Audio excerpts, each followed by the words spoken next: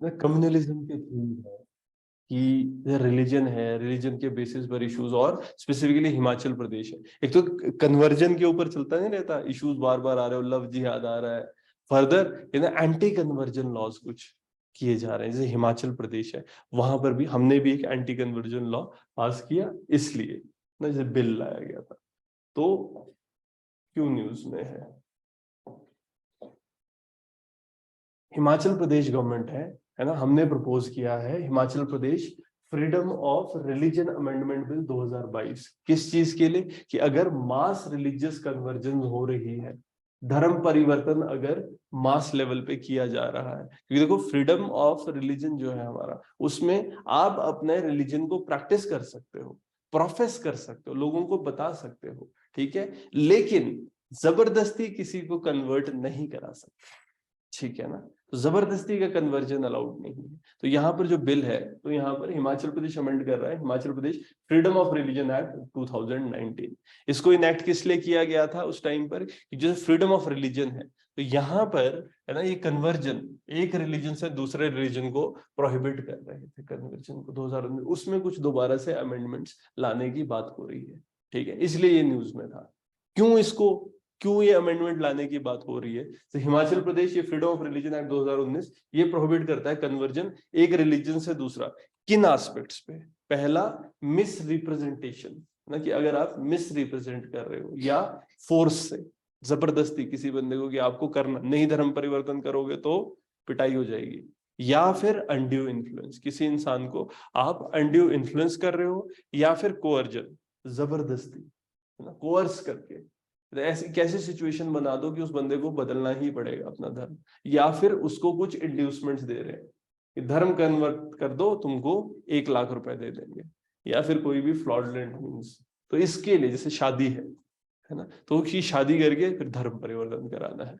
तो इन सारे एस्पेक्ट्स पे हमने बनाया हुआ था। लेकिन तो यस, क्या कन्वर्जन के ऊपर हिमाचल प्रदेश ऑलरेडी चेक कर रहा है, फिर इसकी जरूरत क्या पड़ गई अभी, है ना, क्योंकि यहाँ पर मास कन्वर्जन के ऊपर कोई भी हमारे प्रोविजंस नहीं थे कि सारे लोगों को इकट्ठा करके, है ना, फिर मास कन्वर्जन कराने की कोशिश, धर्म परिवर्तन कराने की कोशिश, इसलिए हिमाचल प्रदेश ने बिल को पास किया था।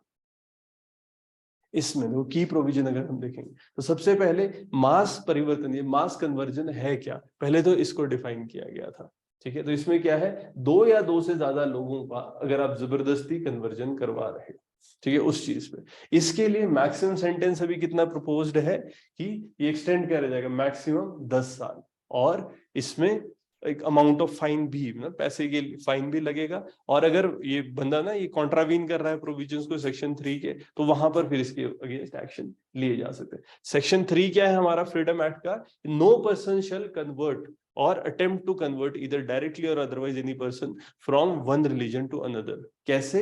बाय मिस रिप्रेजेंटेशन, जो हमने बात करी थी, जो एस्पेक्ट जिस पे पहले भी है, miss representation, force, undue influence, coercion, inducement और फ्रॉडलेंट मीन्स, और बाय मैरिज।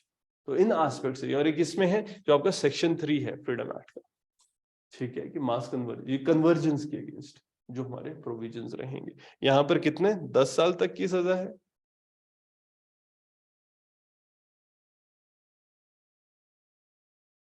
इसमें अगर समझे तो क्या क्या एस्पेक्ट्स रहेंगे। कंप्लेंट है जब भी आ रही है, ये इन्वेस्टिगेट होनी चाहिए, कौन करेगा? पुलिस, है ना, पुलिस ऑफिसर। बट इसमें अब क्या कर दिया कि सब इंस्पेक्टर लेवल से, है ना, नीचे के लोग नहीं इसको करेंगे, मतलब सब इंस्पेक्टर मिनिमम चाहिए जो इसको चेक करे, और जो ऑफेंसेस रहेंगे पनिशेबल रहेगा, और इसको कौन ट्राई करेगा? सेशन कोर्ट, ठीक है, सेशन कोर्ट में जाएगा, और इसको इन्वेस्टिगेशन के लिए आपका, है ना, मिनिमम सब इंस्पेक्टर रैंक के जो इंडिविजुअल है वो देखेंगे।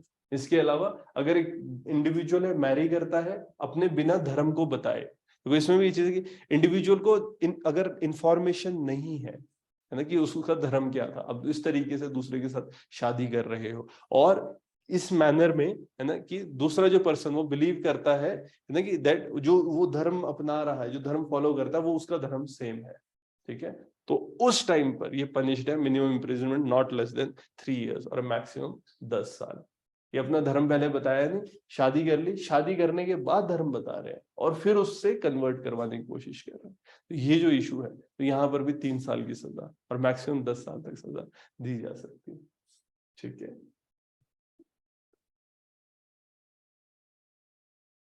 फर्दर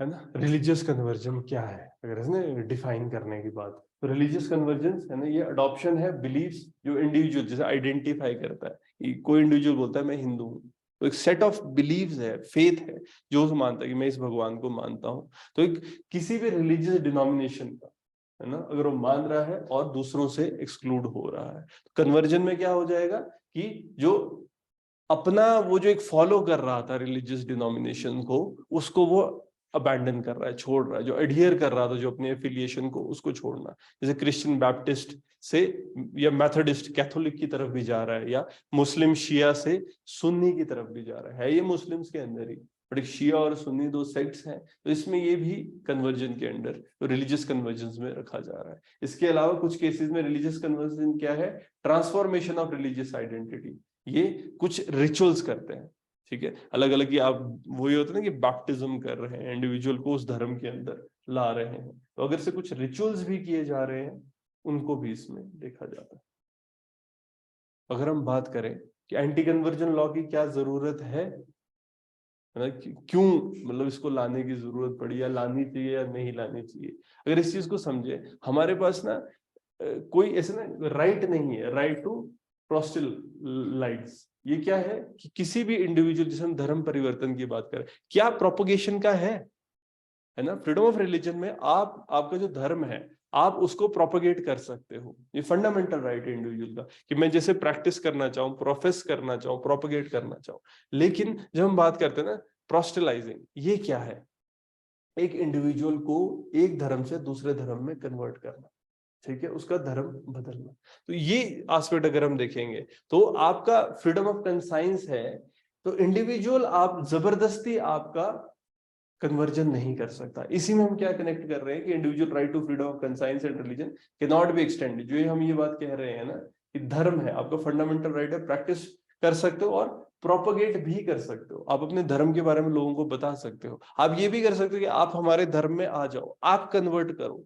देखो इस तरह से कन्वर्जन अलाउड है, ऐसा नहीं कि आप कन्वर्ट कर ही नहीं सकते। दूसरा इंडिविजुअल आप बोल भी सकते हो कि भाई हमारे धर्म में आ जाओ, अच्छा धर्म है और चीजें, लेकिन जबरदस्ती जब हम कहते हैं ना कि कन्वर्ट करवाना, वो इशू है।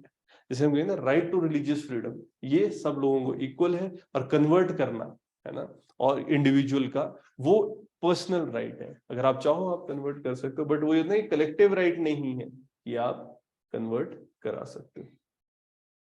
फर्दर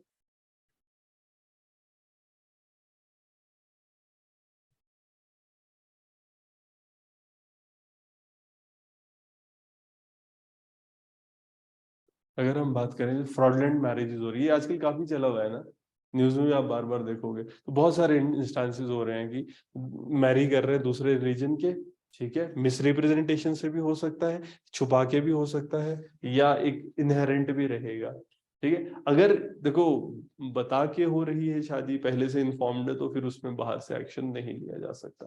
तो जैसे हम वो लव जिहाद वाली बात कह रहे होते हैं, तो इसमें प्रूवन फैक्ट होना चाहिए, जिसमें इंडिविजुअल है, या तो उसमें मिस रिप्रेजेंटेशन होता, कंसीलमेंट होता, तो फिर गवर्नमेंट एक्शन ले सकती है। तो सुप्रीम कोर्ट क्या ऑब्जर्व करता है, इन्होंने जुडिशियल नोटिस लिया था इंस्टेंसेस का कि लोग शादी कर रहे हैं मिस रिप्रेजेंटेशन से या कंसीलमेंट से, क्योंकि अपनी रिलीजियस आइडेंटिटी नहीं बता रहे हैं।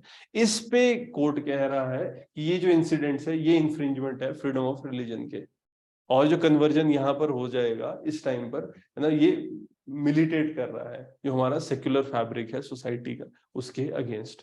कि कुछ लोग इंटेंशनली, मतलब ऐसे नहीं, तो शादी करने का रीजन क्या है कि धर्म परिवर्तन करवाना है, कुछ लोगों को अपने धर्म में लेके आना है। इस पे सुप्रीम कोर्ट ने थोड़ा सा अपना टेक लिया था। बाकी एंटी कन्वर्जन लॉ की अगर हम बात करें स्टेटस की, देखो ना, क्योंकि स्टेट क्यों काम कर रहा है सेंट्रल लेवल पे, क्योंकि लॉ नहीं है, ठीक है। इस स्पेसिफिकली कॉन्स्टिट्यूशनल प्रोविजन देखेंगे तो आर्टिकल 25 है, ये गारंटी करता है प्रोफेस प्रैक्टिस और प्रोपेगेट रिलीजन, जो भी रिलीजियस सेक्शंस है वो अपने धर्म को मैनेज कर सकते हैं। सब्जेक्ट टू, यहाँ पर क्या है, public order, morality and health. इन 3 चीजों पे ये एक तरह से चेक है कि आप पब्लिक ऑर्डर को, ऐसा नहीं कि धर्म आप मान तो रहे हो, बट उस चक्कर में आपने अपने धर्म को आपने कर तो दुर्गा पूजा रहे हो, बट दुर्गा पूजा करते करते आपने चक्का जाम लगवा दिया, जाम ही कर दिया है ना रोड। वैसा नहीं कर सकते। हाँ, प्रोसेशन निकाल सकते हो with permission of the government, but वही है कि आप बाकी पब्लिक को के लिए एक न्यूसेंस क्रिएट नहीं कर सकते। तो वही ना, पब्लिक ऑर्डर है, मोरालिटी है, हेल्थ है, इस पे नहीं होना चाहिए। इसके अलावा जो इंडिविजुअल है ना, ये फोर्स करे अपने रिलीजियस बिलीफ को, और आप प्रैक्टिसेस को, किसी भी इंडिविजुअल की विल के अगेंस्ट आप उसको फोर्स नहीं कर सकते हो। ये जबरदस्ती, इसमें ऐसा नहीं होता जैसे इसमें कुछ प्रोविजंस थे ना, जैसे कि कुछ स्कूल्स हैं, मान लीजिए जैसे आर्य समाज स्कूल होता है, अब ये लोग वो कर रहे हैं, यज्ञ कर रहे हैं। देखो जो पढ़ाने वाली चीजें जो कॉमन है, जैसे मान लो जो एनसीईआरटी है, गवर्नमेंट है, उन्होंने जो बनाया हुआ है अपना एजुकेशन का सिस्टम, उसको तो सब फॉलो करेंगे। अब पर ये चीज है कि जैसे मान लो जो आर्य समाज वाले बोल रहे हैं कि हमने यज्ञ कराना है, ठीक है, तो वो जरूरी नहीं है फिर सब लोग इसमें इंक्लूड नहीं होंगे। फोर्स नहीं कर सकते किसी भी इंडिविजुअल के ऊपर धर्म। फर्दर अगर हम नेशनल लेवल पे बात करें, जैसे एग्जिस्टिंग लॉज कोई भी है, कोई भी सेंट्रल है ना, कोई भी सेंट्रल लेजिस्लेशन में रेस्ट्रिक्शन नहीं है या रेगुलेशन नहीं है स्पेसिफिकली किन एस्पेक्ट्स में, रिलीजियस कन्वर्जेंस के लिए। लेकिन जैसे हम बात कर रहे थे 1954 से, है ना, मल्टीपल ओकेजन्स पे हमने देखा है, जैसे एक प्राइवेट मेंबर बिल इंट्रोड्यूस किया गया था, ठीक है ना, ये जब इसको इंट्रोड्यूस किया गया था, बट हाँ इसको फाइनली पास नहीं करवा पाए थे। उस टाइम पे किस चीज के लिए था, ये रेगुलेट करे कन्वर्जेंस, ठीक है, बट ये फाइनली पार्लियामेंट में पास नहीं हुआ था। 2015 में यूनियन लॉ मिनिस्ट्री है, इन्होंने स्टार्ट किया था पार्लियामेंट में फिर से कि बिल इंट्रोड्यूस करेंगे, बट उस टाइम पर इसको, है ना, पास नहीं किया गया था। उन्होंने ये चीज कही थी कि लेजिस्लेटिव कॉम्पिटेंस नहीं है इस तरह के बिल को पास करने के लिए, जो भी एंटी कन्वर्जेंस लेजिस्लेशन है इसके लिए बिल नहीं पास किया जाएगा। इसके अलावा ओवर द ईयर्स अगर हम बात करते हैं, बहुत सारी स्टेट्स है उन्होंने इस तरह के बिल पास किए हैं, जैसे freedom of religion, legislation to restriction of religious conversion by force, fraud और इंड्यूसमेंट्स। हिमाचल प्रदेश ने भी इस पे बिल पास किया था, ठीक है। तो अलग अलग स्टेट्स है उन्होंने बिल्स पास किए हैं। क्यों? क्योंकि सेंट्रल लेवल पे ना कन्वर्जेंस के लिए नहीं है बिल।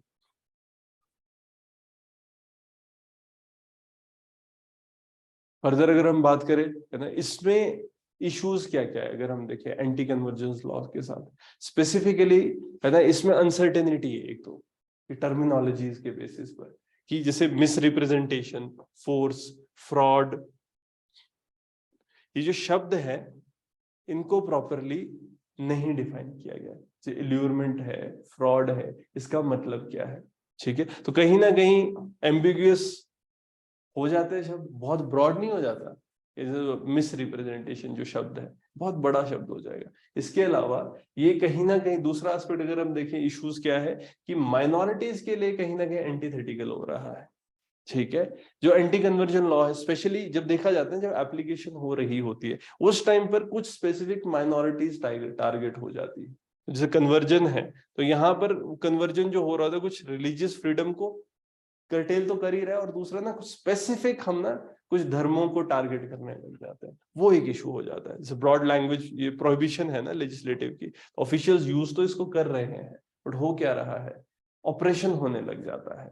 और स्पेसिफिकली कुछ माइनॉरिटीज है, वो अगर कुछ भी ना ट्राई कर रही है कन्वर्जन का, उनके अगेंस्ट एक्शन लिया जा सकता है, जो एक तरह से कॉन्स्टिट्यूशन नहीं चाहता था। तो ये सब एस्पेक्ट्स रहेंगे इसमें। तो एंटी सेक्युलरिज्म की अगर हम बात करते हैं, हिंदुस्तान में क्या है, एक सेक्युलर फैब्रिक है हमारा, एक परसेप्शन है हमारे की एक इंट्रिंसिक सोसाइटी है, तो सर्वधर्म संभव का हम कॉन्सेप्ट लेके चलते हैं कि सारे धर्म हिंदुस्तान में एक साथ चल रहे हैं। कहीं ना कहीं ये ओवरऑल उसके अपोजिशन में जाने लग जाता है। फर्दर सुप्रीम कोर्ट है ना, कुछ जजमेंट्स हैं मैरिज और कन्वर्जन जिसपे हमने, जिसके बेसिस पर बात हो रही होती है, जैसे ना हादिया जजमेंट, ये 2017 में आई थी। ये किसके लिए था specifically? Matter of dress, food and ideas and ideologies. इसमें क्या बात करी जाती है कि जैसे लव पार्टनरशिप में सेंट्रल एस्पेक्ट्स आइडेंटिटी का, तो यहाँ पे ड्रेस, फूड, आइडियाज, इस पे हम नहीं कर्टेल कर सकते। इसमें ना स्टेट डिक्टेट, ना neither the state nor the law can dictate the choice of partners और limit the free availability of every person to decide on these matters. कोई भी इंडिविजुअल है, अगर वो क्या पहनना चाहता है, वो क्या खाना चाहता है, वो किसकी आइडियोलॉजी को फॉलो करना चाहता है, मान लो किसी के कोई गुरुजी है, उनको फॉलो करना चाहता है, तो वो सब उसके आर्टिकल 21 के अंडर आ जाता है। ठीक है, राइट टू मैरी है, वो एक चॉइस में है, बट उसके अंदर भी matters of dress, food and ideas, ideologies, ये इंडिविजुअल के पास है। हादिया जजमेंट में ये चीज कही गई। इसके अलावा एक केएस पुट्टा स्वामी है ना, प्राइवेसी की जजमेंट थी। ये किस चीज के लिए है स्पेसिफिकली? अगर हम देखें इंडिविजुअल को, है ना, उसको प्राइवेसी का एक मतलब रह सकते हैं, एक जो इंडिविजुअल स्पेस में जब वो रह रहे हैं, तो एक प्राइवेसी के लिए उनके पास, ऑटोनॉमी के लिए उनके पास पावर दी गई है। तो ऑटोनॉमी है इंडिविजुअल की, ताकि वो अपने डिसीजन, वाइटल मेंबर, जो भी उनके ना लाइफ के वाइटल डिसीजंस हैं, वो अपने लेवल पे खुद ले सकते हैं। फर्दर और क्या क्या जजमेंट्स इसके लिए रहेंगी? सुप्रीम कोर्ट है, तो यहाँ पर फेथ ना, इन्होंने हेल किया था कि फेथ स्टेट में, कोर्ट में, इसमें जुरिस्डिक्शन फेथ में नहीं है।